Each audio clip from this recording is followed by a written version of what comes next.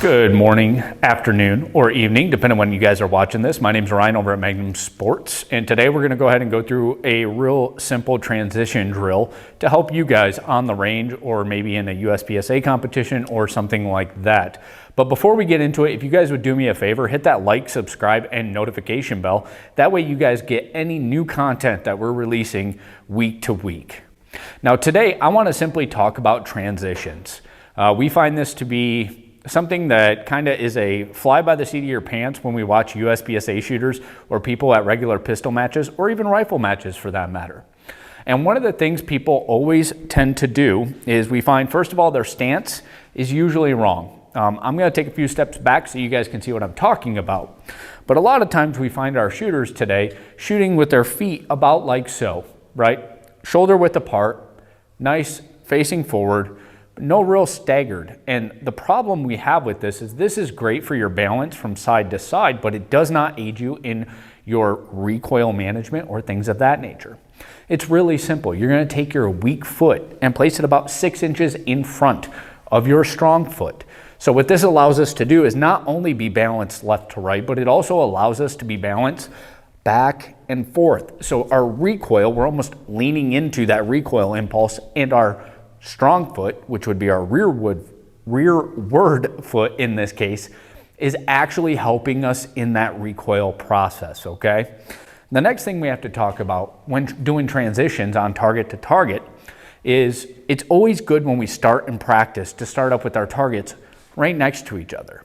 This allows us to get the pattern that we need in order to achieve good transitions. That being said, as we progress through these drills and the more familiar we become with them though, we need to offset our targets because the odds of being in a horrible scenario, right? The odds of two bad guys being shoulder to shoulder are very slim, if not none. So eventually, as we progress, we want to go ahead and have one target at, for instance, 21 foot and the next target over at 50 foot or something like that, okay? But for today, we're going to talk about targets that are shoulder to shoulder or side by side and how we go ahead and engage those targets. The next thing we have to consider is how we transition, okay? Now, everybody kind of grasps the idea of we go to draw, bang, target, but it's not that simple in order to do it quickly and effectively. The idea is we draw our gun, we come up on target, we gain our sights, we're on target, we take that shot, bang.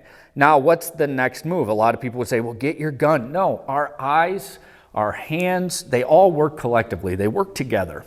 So after that first shot, we should already have our eyesight, not our head turned, but just our eyes directed to the next target, not the head, just the eyes.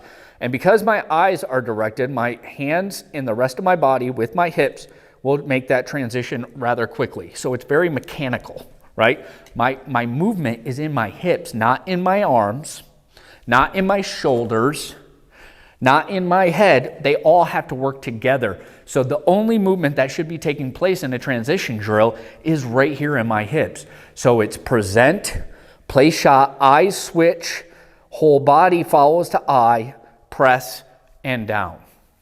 I'll go ahead and give you an example.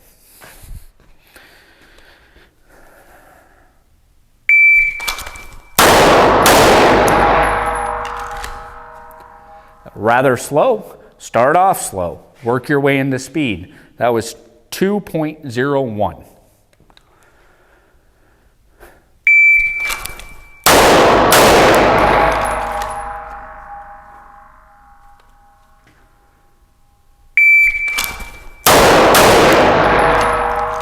We're speeding up.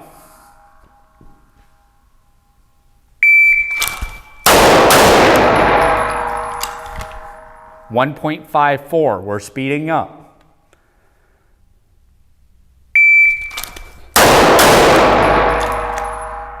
1.48.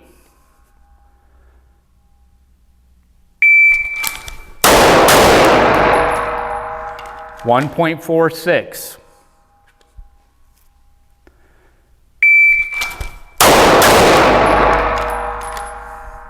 1.47. 1.46.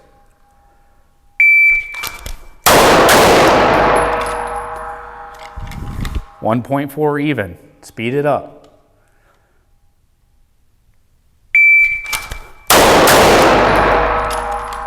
1.34. The whole idea behind this whole drill is for your transitions to become fluent and natural. And it takes a lot of training to make something unnatural natural, right? They say 10,000 repetitions makes muscle memory, where your body just naturally does it. And that's what we're hoping to achieve by giving you guys these little drills. Now, I just ran through 20 rounds of ammunition. That's doing that drill 10 times.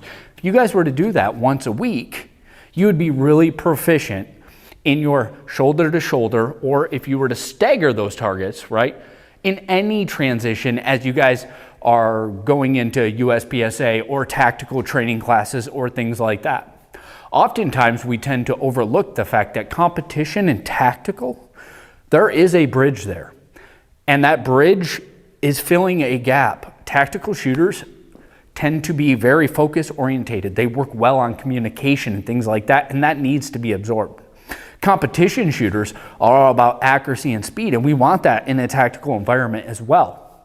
So let's go ahead and simply bridge this gap. Let's bring the competition world into the tactical world, and let's bring that tactical world into our competition world, so we're the most effective gunfighter out there to date. If you guys would, go ahead and hit that like and subscribe and notification bell here on YouTube. That way you guys are able to constantly get some training ideas to go ahead and make you the best gunfighter in which you could be.